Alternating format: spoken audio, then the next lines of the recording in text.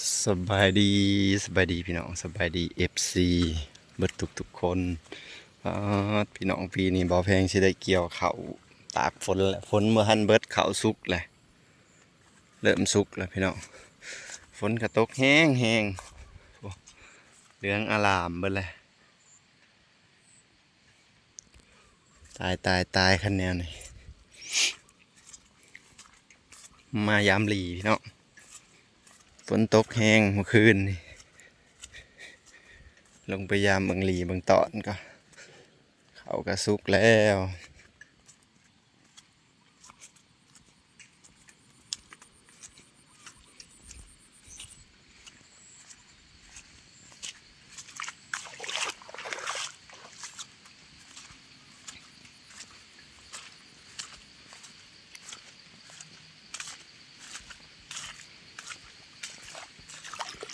พี่น้องลงไปยามหลีกันสิมานอยู่บ่โพดฟูบ่พลดีพี่น้องเอ้ยปีนี้ผลบ่ท่านเบิดเขาบ่แพงนะสุกเลยปีนี้แหละเกี่ยวเขาตากผลแท้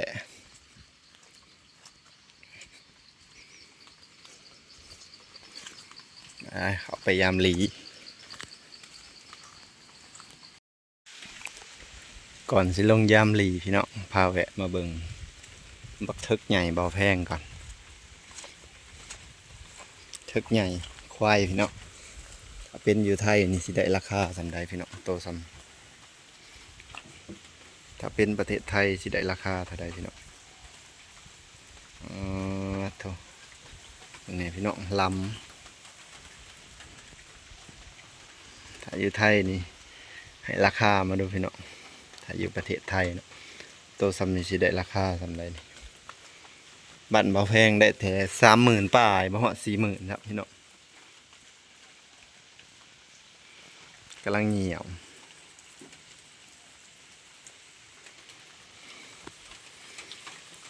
โพดโพว่าตัวใหญ่หล่ออีกพี่น้องควายหล่อ อย่างหล่อเลยควายหล่อของแท้พี่น้องควายหล่อ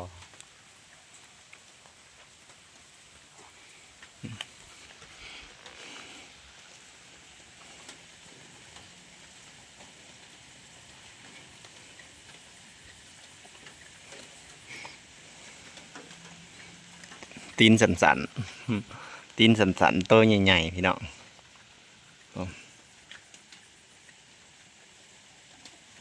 อย่างหล่อเลย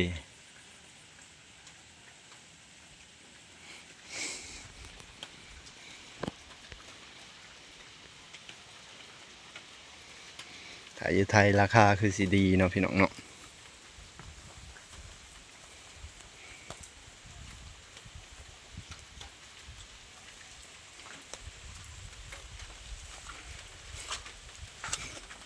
แบนก็ลงไป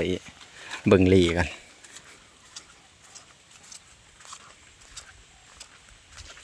บรรยากาศมืดฟ้ามืดฝนไอ้พี่น้องยายอ้วนเพิ่นยามขึ้นไปแล้วสุดหนึ่งเอาแพงสิลงมายามรอบสอง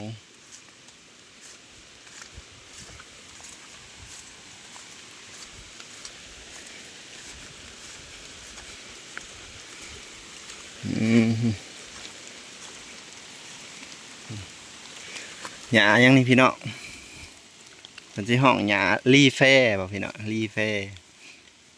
เอาไปต้มกินพี่น้องสำหรับผู้หญิงเครื่องฟีดสตาร์ทติดง่ายเพิ่นว่า หญ้าลีแฟพี่น้อง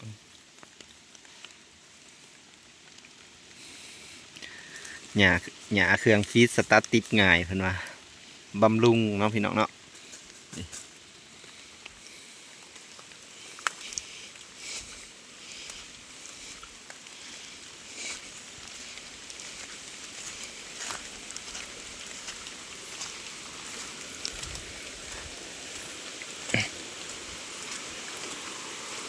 ใช่ลงหลายแล้วบ่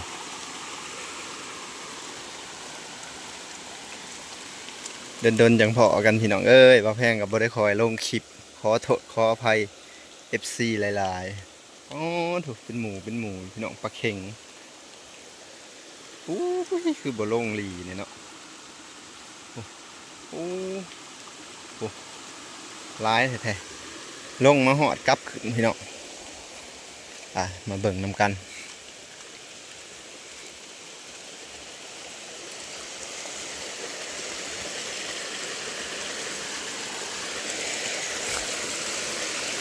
ได้หลายสำได้บุเพราะว่ายายอ้วนเพิ่นก็ยามหากะยามขึ้นไปพี่น้องเฮ้ยปลาลดแล้วโอ้ย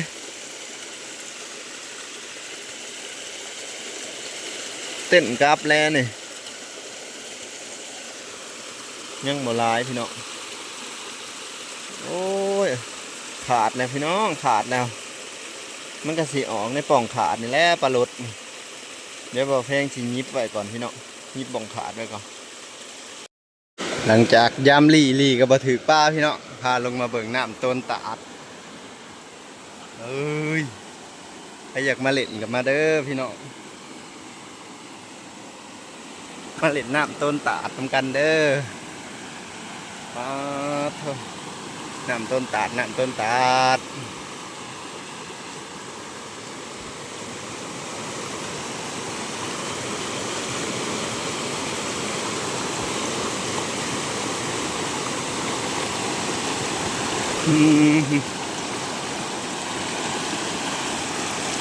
พี่น้อง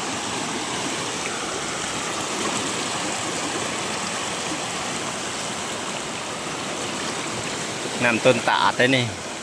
ตะกี้เบาแพงมาเล่นนั่นนี่พี่น้องนี่หักคือยังนี่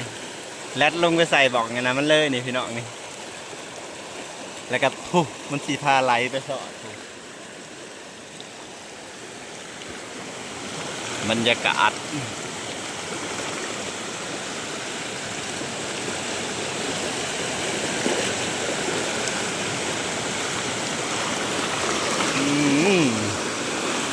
สวยงา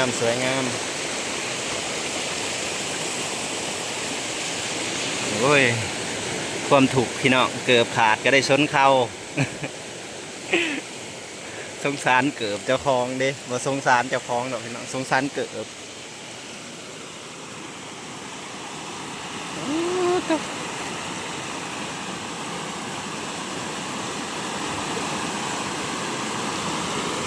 เสียงน้ำเฮิ่นธรรมชาติพี่น้อง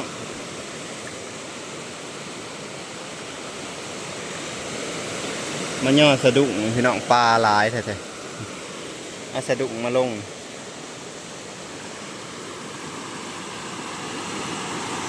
ตอนนี้บ่าวแพงก็สิพามาเบิ่งตัวใหญ่อ้วนยามขึ้นมาแล้วจะปังเถอะพี่น้องปลาหลายเติบปลาคอนี่แต่ปลาคอพี่น้องปลาคอไอ้ต้อย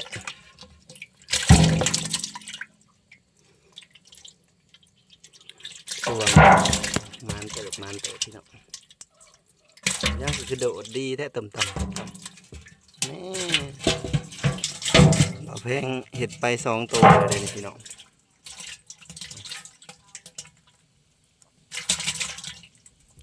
เห็ดปลาขอไป2 ตัวแล้ว